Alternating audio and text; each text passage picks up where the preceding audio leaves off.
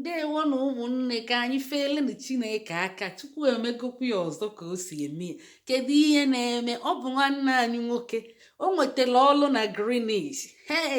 Chineke imegi ihe ọma. Chineke meligaba imegi ihe ọma na Jenụwarị, meligaba.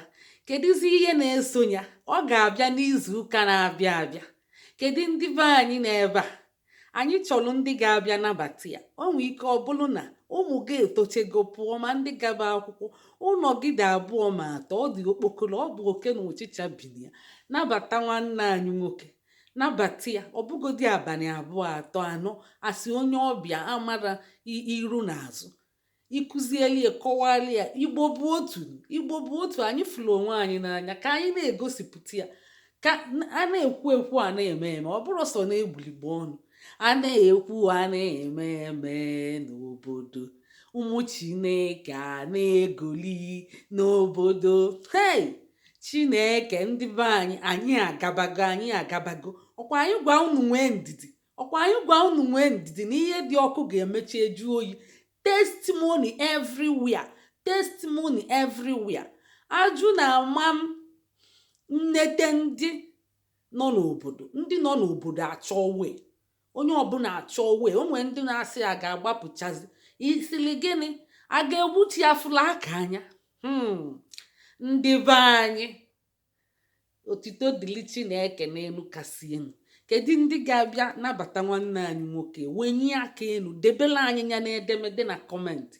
Anyị chọọ ka ideela anyị ya na ị ga-enye aka kedu ebe ọ nọ si mee ka ị malụ.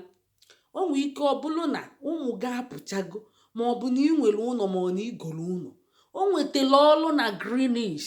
Ke ndị nọ na Greenwich, ke ndị nọ na Woolwich, Thamesmead, New Cross, Lewisham, Dulwich, Peckham, Elephant and Castle, gburugburu niile nọ nso na Greenwich. Kedu ndị nọ na ya?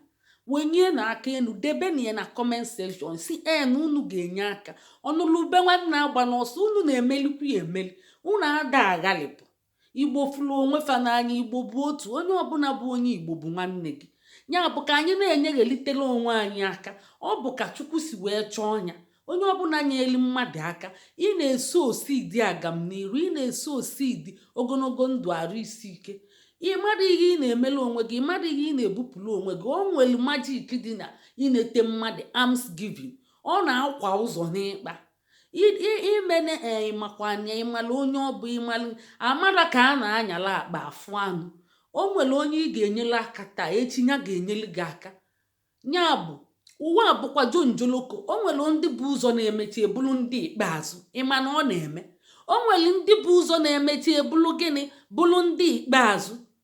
Abịa debe na ihe na comment section. Debe na ihe. O nwere ndị be anyị nwere experience, nya nwee talent, ga-abịa na-aza unu.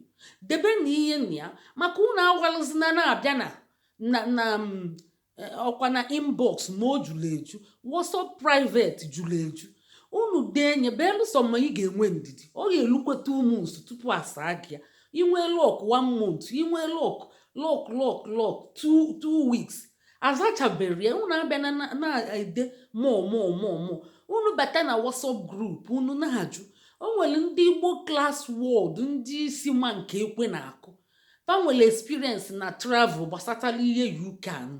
Fa ga na-asa unu ihe dị gị mkpa ịsa anya. Unu ejekwana na-afịakọkwa isi na WhatsApp. Unu ga na-apụta ebe a maka anyị na-anyafu ajụjụ dị mma ajụrụ. Anyị weli eme vidio. Ọ kụziela ọtụtụ mmadụ ihe na-abụrụ sọsọ gị.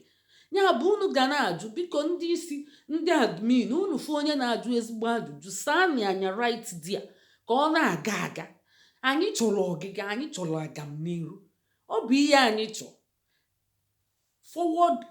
Forward ever, backwards never. Ndị admin, unu zukwe ka eme. Kedu ebe unu nọ?